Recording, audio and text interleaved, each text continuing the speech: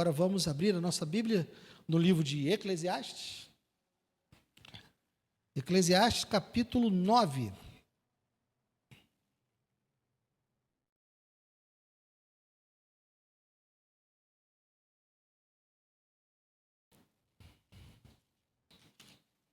Eclesiastes, capítulo 9. Nós vamos ler os versos 1 ao 12.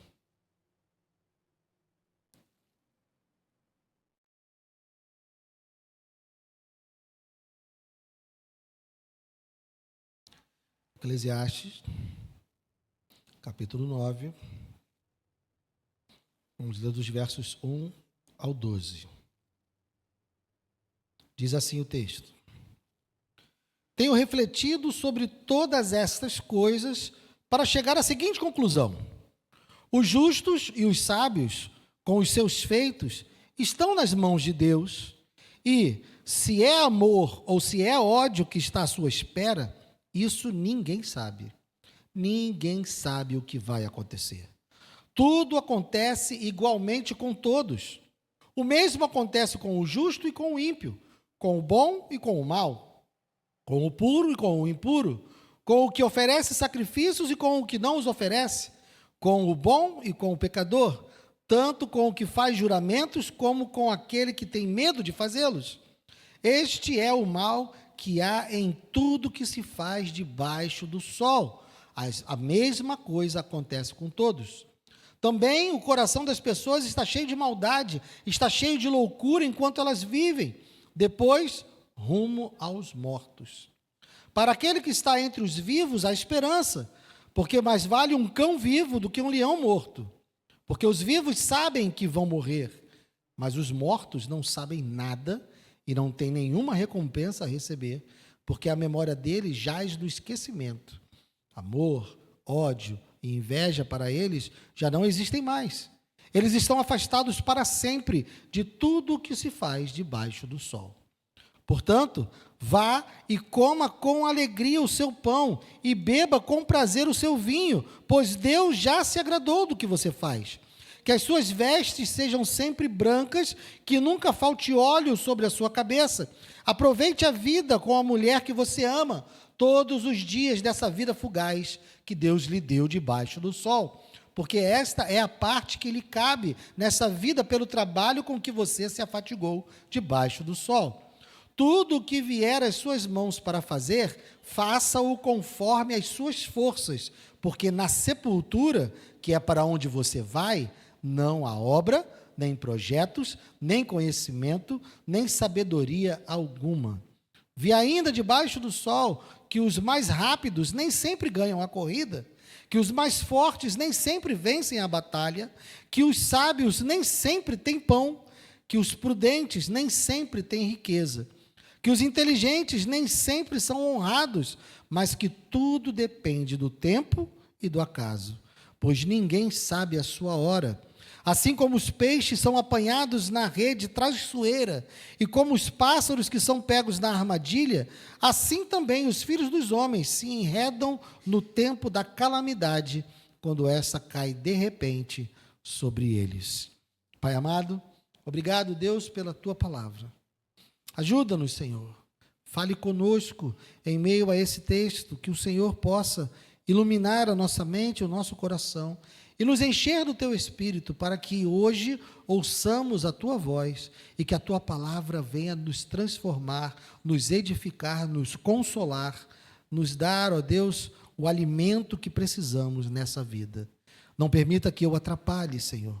Não permita que as minhas incapacidades, que as minhas fraquezas, que os meus pecados atrapalhem o seu falar ao teu povo nessa noite. Eu te peço e te agradeço em nome de Jesus. Amém. Pode sentar, querido.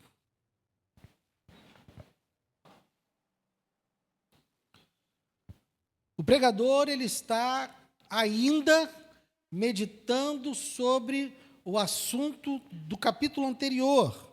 Na semana passada, nós estávamos falando do assombro que é saber que o ímpio é beneficiado, ele tem vida longa, e o justo, ele morre jovem, morre cedo.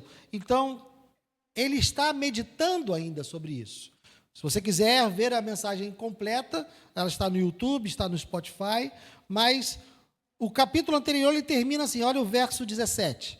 Contemplei toda a obra de Deus e vi que o ser humano não pode compreender a obra que se faz debaixo do sol. Por mais que se esforce para a descobrir, não a entenderá. E ainda que o sábio diga que conseguirá conhecê-la, nem por isso a poderá achar. Então, o pregador, ele disse que a sabedoria tem os seus limites. A sabedoria não consegue alcançar, abarcar tudo o que Deus faz, porque o conhecimento de Deus e os planos de Deus são muito superiores e a sabedoria ela tem a sua utilidade, mas ela não consegue apreender, ela não consegue explicar todas as coisas. Então aqui no verso 1 do capítulo 9, ele diz: tenho refletido sobre todas estas coisas. Que coisas? O fato de o ímpio viver mais, às vezes, e o justo morrer jovem.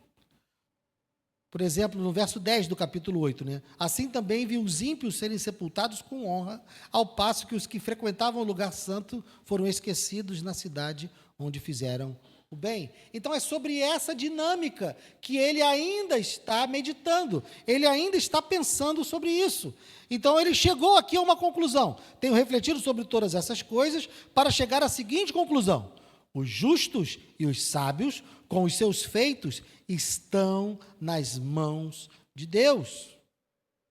Então ele sabe que, apesar de qualquer destino, apesar de qualquer surpresa, a vida dessas pessoas, a vida dos justos e dos sábios, está nas mãos de Deus. Isso é real, essa é uma verdade, mas ele continua. E se é amor ou se é ódio que está à sua espera, isso ninguém sabe. Ele está dizendo que viver nesse mundo, essa vida debaixo do sol, lembre-se, o conceito de debaixo do sol, você já escutou nessa leitura pelo menos umas 6 ou 7 vezes a expressão debaixo do sol. A vida debaixo do sol é uma vida sem a perspectiva do eterno, sem a perspectiva do transcendente, como se a vida fosse somente isso aqui que a gente vê. Então, nessa perspectiva, na perspectiva da vida debaixo do sol, nós não temos nenhuma garantia, mesmo estando nas mãos de Deus, mesmo estando guardados pelo Senhor, nós ainda passamos por dores, nós ainda passamos por dificuldades, ainda pode acontecer de morrermos jovens, e ainda assim pode acontecer de um ímpio viver muito. Então, o mundo em que nós vivemos, esse mundo debaixo do sol, o mundo caído, esse mundo quebrado, contaminado pelo pecado, nesse mundo, os justos sofrem. Há justos que sofrem, há ímpios que prosperam. A justiça divina não se manifesta de maneira imediata. Deus não está punindo imediatamente todos aqueles que fazem o mal. Haverá o dia, mas ainda não. E quem nem mesmo a sabedoria, então, é capaz de compreender plenamente essa obra de Deus. Então, essa grande questão que foi deixada no capítulo 8 ainda é fruto dessa meditação aqui no capítulo 9. Então, ele retorna falando sobre essa estranheza que nos causa olharmos para esse mundo e vermos que justos, mesmo estando nas mãos de Deus, eles não sabem o que vai acontecer. Não confie em nenhuma voz, não confie em nenhuma pregação que diga que você não vai sofrer. Não confie em nenhuma pessoa que use a palavra de Deus para lhe garantir que nessa vida você não terá dores, porque a palavra de Deus não nos promete isso. O próprio Cristo disse: nesse mundo tereis aflições, mas tem de bom ânimo, porque eu venci o mundo. Então, enquanto estivermos nesse mundo, nós vamos passar por dores. Nós não conseguimos interpretar os sinais da providência. Nós somos capazes de errar sempre. Nós podemos ver um irmão nosso sofrendo e acharmos, está em pecado, por isso que está sofrendo. Nós não sabemos.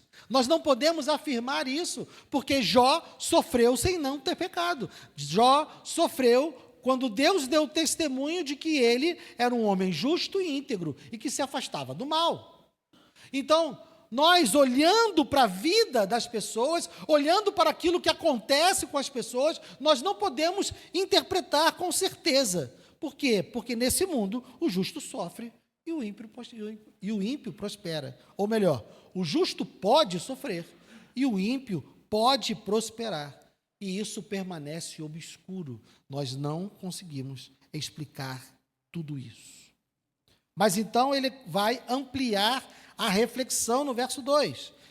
Tudo acontece igualmente com todos. O mesmo acontece com o justo e com o ímpio, com o bom e com o mal, com o puro e com o impuro, com o que oferece sacrifícios e com quem não os oferece, com o bom e com o pecador, tanto com o que faz juramentos como aquele que tem medo de fazê-los. Ele está falando aqui da morte. A morte alcança todos. E a injustiça que a gente olha no mundo acaba encontrando esse agravante final. A morte alcança todos, justos, ímpios, puros, impuros, todos estão nesse mundo caminhando para o mesmo destino. Não há ninguém que está vivo nesse mundo que não vai passar pela morte, a não ser que Jesus venha enquanto ele está vivo. Mas todos nós, nesse recinto, temos a expectativa de que vamos passar pela morte. Ela alcança a todos. Esse é o mal que há em tudo que se faz debaixo do sol. Está no verso 3. Este é o mal que há em tudo que se faz debaixo do sol. A mesma coisa acontece com todos. Não há distinção. A morte alcança todos. Ou seja, aquilo que nós olhamos e enxergamos como injustiça, ela não é uma injustiça social, ela é uma injustiça existencial. Por quê? Porque a morte iguala todo mundo num lugar onde a justiça não conseguiu igualar. A morte alcança a todos. A justiça não alcança a todos, mas a morte, essa sim, alcança todos. Então ele vai avançar e vai concluir que enquanto há vida, há esperança. Verso 4. Para aquele que está entre os vivos, há esperança. Porque mais vale um cão vivo do que um leão morto. Porque os vivos sabem que vão morrer, mas os mortos não sabem nada e não têm nenhuma recompensa a receber. Porque a memória deles jaz no esquecimento. Amor, ódio, inveja, para eles já não existem mais. Eles estão afastados para sempre de tudo o que se faz debaixo do sol. O que o pregador está querendo dizer aqui é que, mesmo com toda essa injustiça, mesmo com toda essa falta de compreensão que nós temos ao olhar para o mundo debaixo do sol, ainda assim é melhor estar vivo. Ainda assim é melhor estar desfrutando do ar, estar respirando, estar vivendo. A vantagem de estar vivo, porque o morto não tem absolutamente nada. Então, ele está dizendo que a morte cessa todas as possibilidades do ser humano debaixo do sol. Acaba-se todas as oportunidades e todas as possibilidades. Então, ele não está aqui resolvendo o problema da justiça, mas ele está caminhando para aprofundar essa reflexão. Então, ele vem os versos de 7 a 10. Portanto, o que isso quer dizer? Justamente pelo fato de que todo mundo morre, justamente pelo fato de que a morte alcança todos, justamente pelo fato que ninguém sabe o que vai acontecer, ele está fazendo referência a tudo que foi dito, do verso 1 até o verso 6. Justamente por todas essas incertezas, por toda essa falta de clareza do futuro, justamente porque nós não sabemos quando vamos morrer, só sabemos que vamos morrer, ele diz: vá e coma com alegria o seu pão, e beba com prazer o seu vinho, pois Deus já se alegrou do que você faz. Que as suas vestes sejam sempre brancas e que nunca falte óleo sobre a cabeça. Aproveite a vida com a mulher que você ama, todos os dias dessa vida fugaz que Deus lhe deu debaixo do sol, porque essa é a parte que cabe nessa vida, pelo trabalho com que você se afadigou debaixo do sol. Então ele está dizendo que nós devemos desfrutar dessa vida. Diante da realidade da morte, diante da realidade de que nós todos vamos passar pela morte e não temos a menor ideia de quando isso vai acontecer. Diante dessa realidade, nós temos então que desfrutar da vida. Nós temos que ver o que ela tem de bom, olhar para aquilo que Deus nos dá nessa vida e desfrutarmos dela. Porque a visão da morte pode ser algo desesperador. Mas o que o pregador está dizendo é que não é para ser assim. Ao mandar a gente desfrutar da vida, ele não está ignorando a injustiça que há no mundo, ele não está ignorando a falta de compreensão que nós temos no mundo, não é isso. Mas já que nós não temos como compreender, ou seja, se a justiça não se manifesta plenamente agora, se o futuro não pode ser controlado, se a morte é certa, então o que a gente deve fazer? Com alegria, comer o pão e desfrutar da vida. Diante dessas verdades que poderiam ser desesperadoras, o que o pregador está nos dizendo é: desfrute do tempo que você tem. Nós não sabemos quanto tempo nós temos, então não perca tempo com outras coisas. Viva, desfrute daquilo que Deus está te dando para viver. Não fique ansioso, não fique preocupado. Não deixe de viver, porque sabe que vai morrer. Pelo contrário, o fato de nós sabermos que vamos morrer é a razão, é o motivo para nós vivermos desfrutando daquilo que Deus tem para nós. O desfrute aqui, ele tem algumas características. Primeiro, é um desfrute teológico, por quê? Porque Deus se agrada desse desfrutar. Deus, Ele nos deu todas as coisas desde o início. Quando Ele cria o mundo e coloca Adão e Eva no jardim, diz a eles: comam de todo o fruto que há no jardim, com exceção da árvore do conhecimento do bem e do mal. Mas deu a eles provisão. Quando Deus prometeu a terra de Canaã para o seu povo, Ele prometeu essa terra porque nela havia o quê? Era uma terra que manava leite e mel. Era uma terra que dava provisão para eles o quê? Desfrutarem. Deus, Ele tem prazer em ver cada um de nós desfrutando daquilo que Ele nos dá, sendo gratos por aquilo que Ele nos dá. Deus fica feliz. Então, o desfrutar da vida, quando nós comemos, quando nós bebemos, quando nós nos alimentamos com gratidão diante daquilo que Deus tem nos dado, Deus se alegra, Deus se agrada. Então, nessa vida, desfrute, porque Deus se agrada disso. Esse desfrutar, ele além de teológico, ele é cotidiano. Esse desfrute da vida é algo que nós fazemos todos os dias, nas pequenas coisas. Acordou de manhã. Gente, quem me conhece sabe, né? Comer é bom demais. Você acordar de manhã com aquela fominha de quem passou a noite toda dormindo e pegar um café com leite, um pãozinho com manteiga. Não precisa ser nada muito elaborado, não. Se você está com fome agora, me perdoa. Mas é bom demais. E você poder agradecer a Deus. Obrigado, Senhor. Quando eu como, eu chego, viro os olhinhos, assim. Quem me vê sabe. É bom desfrutar do que Deus nos dá, com gratidão, todos os dias, porque todos os dias Deus está trazendo sobre nós a sua provisão, todos os dias nós temos Deus nos dando algo para nós desfrutarmos. Então se alegre, esse desfrutar é teológico, ele é cotidiano, e ele também é o quê? Relacional. Desfrute das pessoas que você ama. Desfrute daqueles que estão próximos de você. Deixe de lado picuinhas, deixe de lado coisas sem importância, porque nós podemos morrer hoje.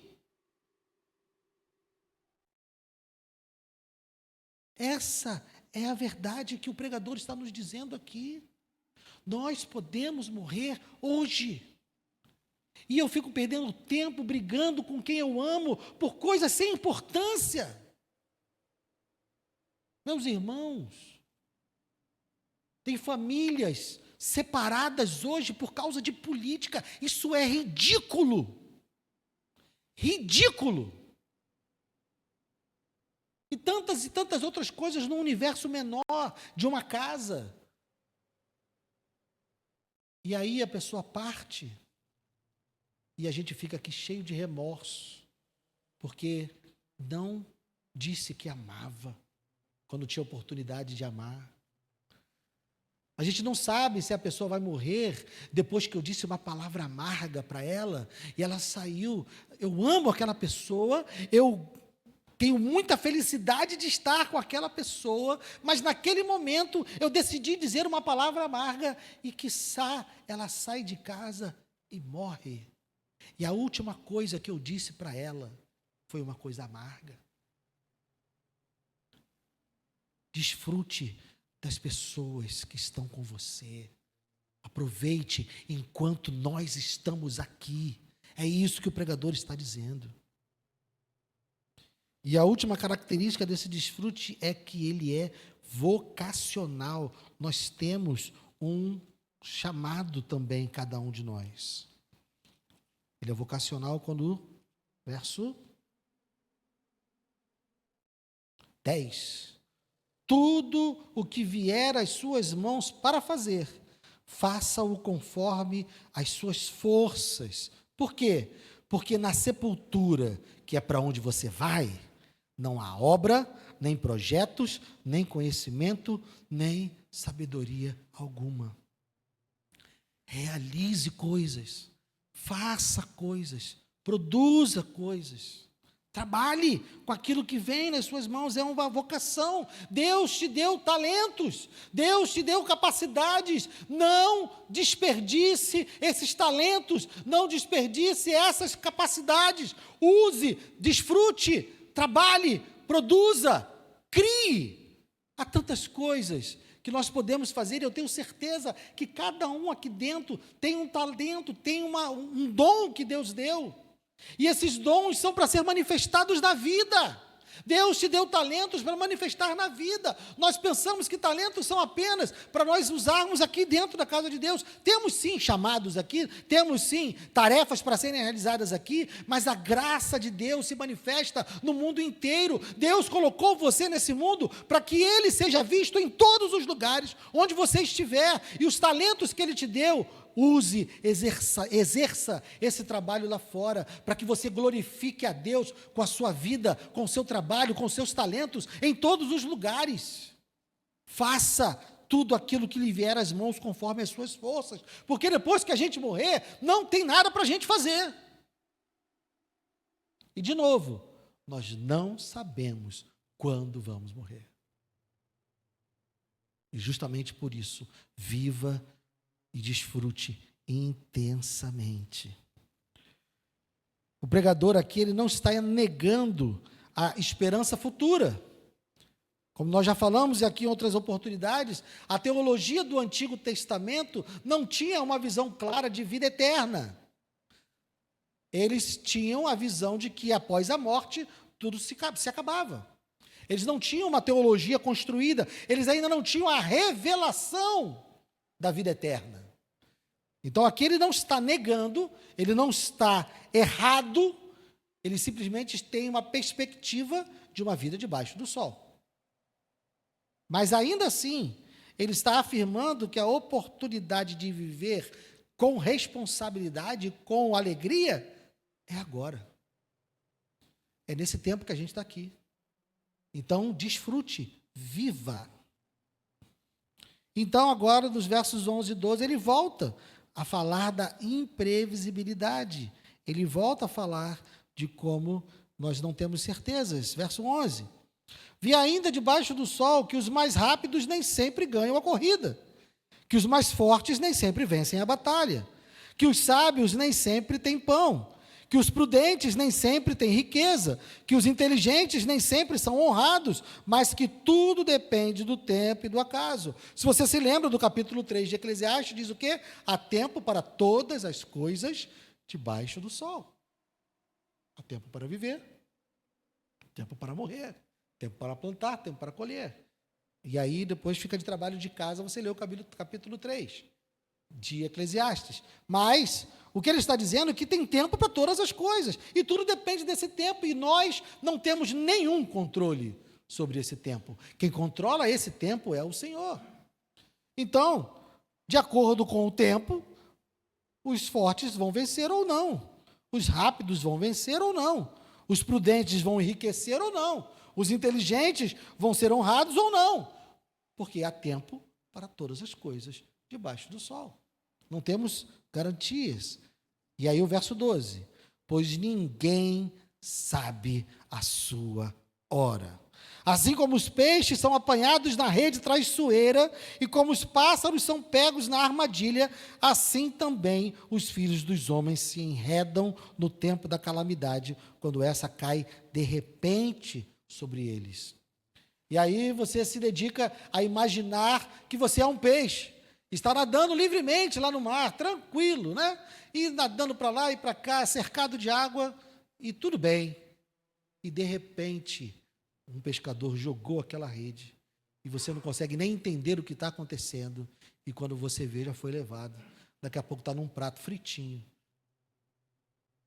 Não tinha a menor ideia de que aquilo ia acontecer naquele dia. E alguém vai estar desfrutando desse peixe fritinho. É assim, meus irmãos. É isso que o pregador está nos dizendo. Nós precisamos ter essa realidade diante de nós. Essa imprevisibilidade da vida não é para desestimular o desfrutar da vida. Pelo contrário, é para nos dizer que desfrutar da vida é algo urgente. Nós precisamos desfrutar da vida urgentemente. Por quê? Porque nós não sabemos quando vamos partir. Então precisamos desfrutar da vida. Nem justiça, nem sabedoria, nem força, nada disso garante o resultado da nossa vida. Não importa o quanto a gente se prepare, não importa o quanto a gente se cuide. Talvez eu seja obcecado por cuidar da minha saúde e esteja com a minha saúde perfeita. E não estou dizendo para você não cuidar da saúde. Eu só estou dizendo que, mesmo eu cuidando da minha saúde perfeitamente, não tenho pressão alta, não tenho diabetes, não tenho problema na coluna, não tenho problema no coração, estou tudo em dia, fiz os meus exames e o médico olhou lá e falou assim: Guilherme, você está igual um garoto de 18 anos. Aí eu saio e sou atropelado. Eu cuidar da minha saúde não me deu nenhuma certeza de que eu viveria muito. Isso é motivo para não cuidar da saúde? Não. Mas eu quero que você perceba, e o que o texto quer que a gente perceba, é que não há nada, absolutamente nada, que nós possamos nos agarrar para garantir que nós estaremos vivos amanhã. Nenhum de nós tem essa certeza. E ninguém pode dizer que certamente você estará vivo amanhã. E o que nós fazemos com essa verdade? Desfrutamos da vida. Beije quem você ama hoje. Abrace quem você ama hoje. Seja grato a Deus pelo seu alimento hoje. Realize e use os seus dons, aplique os seus conhecimentos hoje. É isso que nós precisamos fazer e é isso que a palavra de Deus está nos mandando fazer. Então, o que o pregador está nos mostrando aqui é que a vida é um dom dado por Deus. E por causa do pecado, a morte entra como uma intrusa. E a morte está presente por causa do pecado, porque nesse mundo caído, nesse mundo quebrado, por causa do pecado, a morte ainda está presente. Então, com isso, nós temos que dar uma resposta sábia diante desse mundo que está ainda com a presença da morte. A resposta sábia é desfrutar da vida. Mas o pregador, embora diga isso, ele, como eu já disse, ele não tem a revelação plena. Ele não tem a perspectiva da eternidade. Como eu já disse no Éden, a vida foi criada por Deus para quê? Para ser desfrutada. E ele deu todos os alimentos, todas as árvores do jardim para que o homem desfrutasse. Mas o pecado interrompeu essa alegria, o pecado interrompeu esse desfrute. Mais tarde, Deus vai chamar o seu povo para desfrutar da terra prometida, uma terra que mana leite e mel, mas o pecado faz com que eles sejam levados ao exílio, o pecado faz com que eles percam a terra. Depois, em outro momento, Deus restaura e coloca eles de novo na terra, e lhes dá alegria, e lhes dá de novo um momento de desfrute, mas tudo isso era temporário, até que Cristo veio. E Cristo veio na plenitude do tempo, e quando Ele veio, Ele também viveu, Ele comeu, Ele bebeu, Ele celebrou, Ele festejou, Ele se relacionou, Ele viveu a vida, só que Ele nos ensina que a morte não é o fim. A revelação definitiva de Deus, que é o próprio Cristo, Ele nos ensina que a morte não é o fim de todas as coisas. Mas ainda assim, Ele nos diz que há algo para fazermos enquanto estamos aqui. Vá lá em João capítulo 9.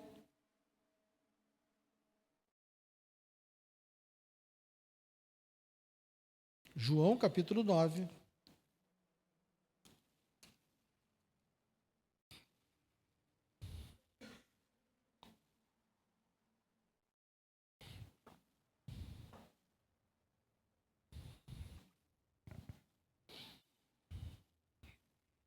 Aqui nós temos a história da cura do cego de nascença. E diante desse cego de nascença, os discípulos perguntam ao mestre, verso 2. E seus discípulos perguntaram, mestre, quem pecou para que esse homem nascesse cego? Ele ou os pais dele? Jesus respondeu, nem ele pecou, nem os pais dele. Mas isso aconteceu para que se manifestem as obras de Deus. E agora o verso 4. É necessário que façamos as obras daquele que me enviou enquanto é dia. A noite vem, quando ninguém pode trabalhar. Enquanto estou no mundo, sou a luz do mundo. Meu irmão e minha irmã, Jesus está nos dizendo que ainda que nós tenhamos a perspectiva da vida eterna, existe um trabalho que nós precisamos realizar ainda nesse mundo. Existe a vontade daquele que enviou Jesus para nós nesse mundo. Nós temos que desfrutar a vida e também temos que realizar a vontade daquele que enviou Jesus. Então a urgência de vida nessa terra permanece. A morte perdeu o seu caráter definitivo. Jesus nos revela que nele nós temos vida eterna, mas enquanto estamos aqui, temos trabalho a realizar. Deus te deu dons. Deus tem chamado para cada um aqui. O que você está fazendo?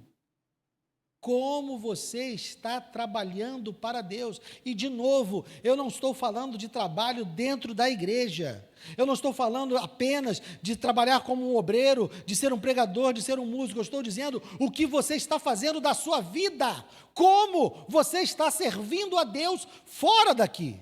De que maneira você está usando os seus dons fora daqui?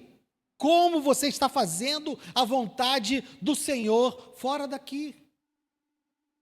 porque nós precisamos fazer. Deus te deu dons e pode ser que você não esteja mais aqui para exercer esses dons.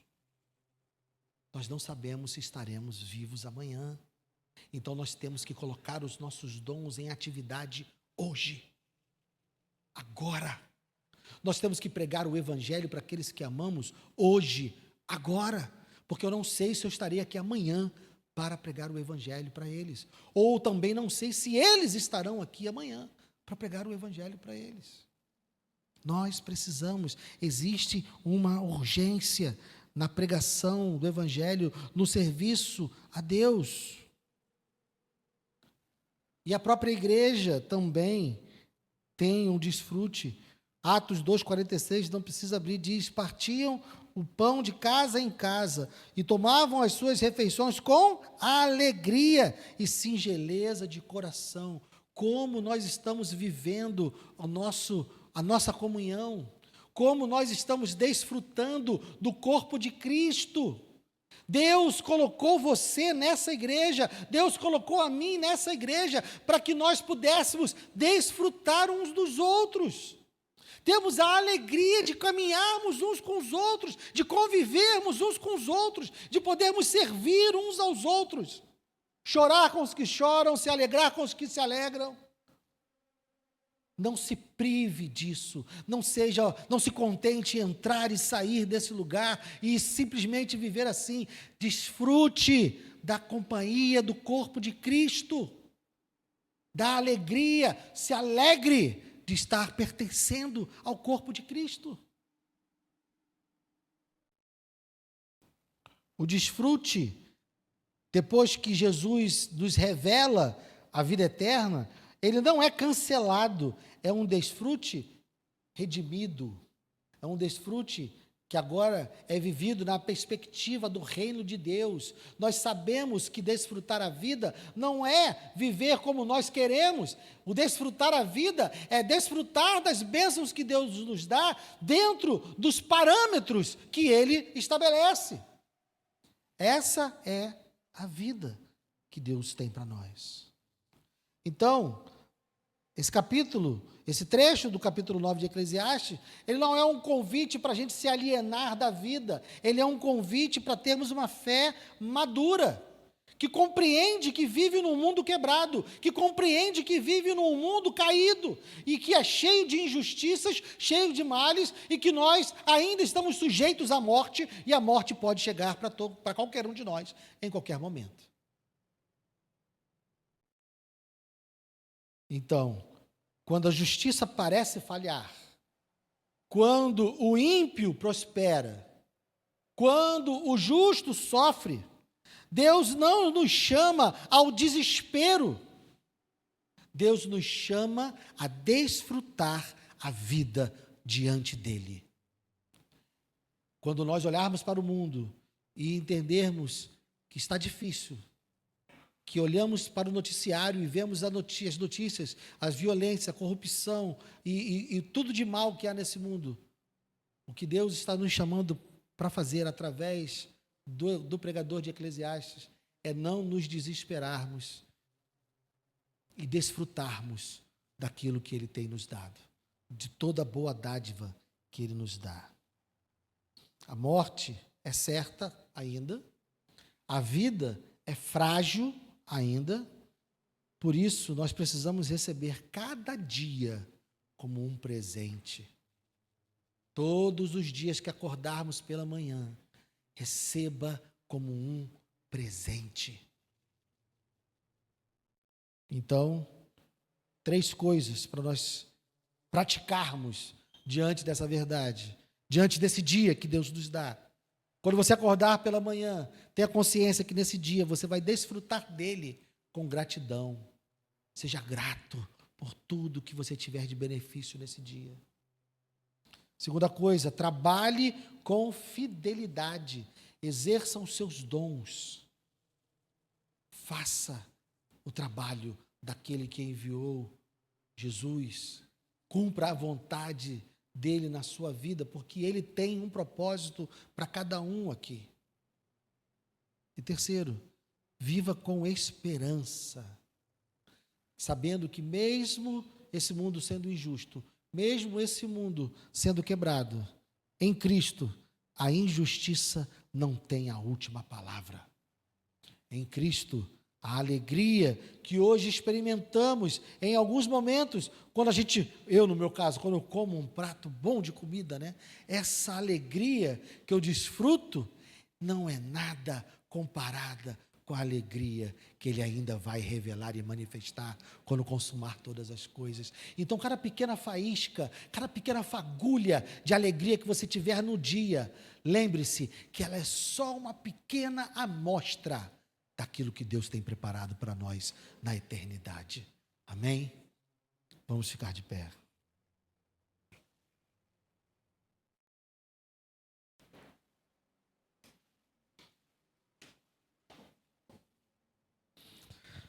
Senhor, esse mundo é incompreensível às vezes,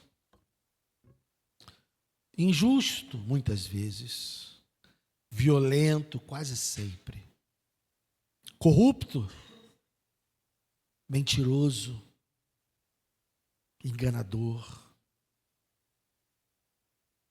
Mas ainda assim, em meio a toda essa treva que o pecado derrama sobre o mundo, nós ainda conseguimos ver a tua mão agindo. Nós ainda conseguimos ver a beleza da tua criação. Ainda conseguimos ver a perfeição do teu amor. Ainda conseguimos experimentar a graça que o Senhor derrama. Somos guardados por ti. Os sábios e os justos estão nas tuas mãos. E embora nós não saibamos se o futuro nos reserva amor ou ódio, nós podemos descansar. Porque mesmo que passemos pela morte, esse não é o nosso fim. O Senhor, pela sua graça e pela sua misericórdia, em Cristo nos deu um destino eterno.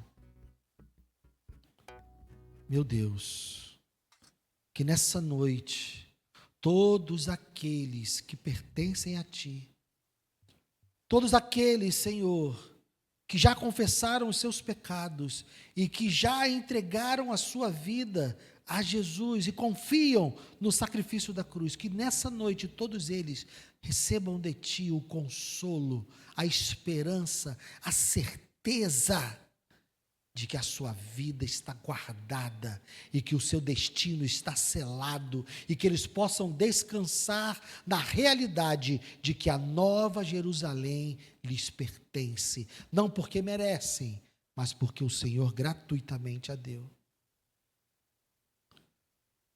E meu Deus, todos aqueles que estão aqui nessa noite, que ainda não entregaram a sua vida, que ainda não confessaram os seus pecados, que eles entendam a urgência de uma vida cheia de incertezas, uma vida que não vai esperar nada, uma vida na qual nós não temos nenhuma garantia de que teremos tempo para amanhã fazermos isso.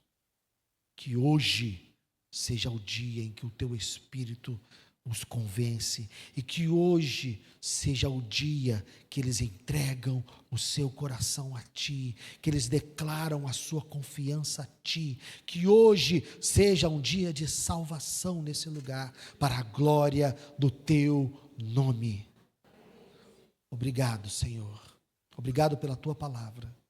Obrigado pela vida. Ajude-nos a desfrutar dela enquanto podemos nesse lugar. Te agradecemos em nome de Jesus. Amém e amém. Glória a Deus.